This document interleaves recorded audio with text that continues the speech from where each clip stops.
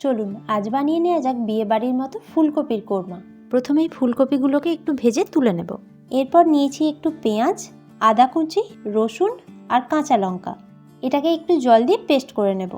দিচ্ছি লাল লঙ্কার গুঁড়ো, কাশ্মীরি লঙ্কার গুঁড়ো, জিরে গুঁড়ো আর ধনে গুঁড়ো। অল্প একটু জল দিয়ে এটাকেও মিক্স করে নিলাম। এরপর কড়াইতে একটু তেল আর ঘি দিয়ে প্রথমে দিলাম গোটা গরম মশলা। সেটাকে একটু নাড়াচাড়া করে নেওয়ার পর আদা রসুনের পেস্টটা দিয়ে দেব। এবার লো ফ্লেমে এই মশলাটাকে খুব ভালোভাবে কষিয়ে নিতে হবে। দিচ্ছি কাজু বাদামের পেস্ট আর স্বাদ মতো নুন আর একটু চিনি। অল্প একটু জল দিয়ে এটাকেও খুব ভালোভাবে কষিয়ে নেব।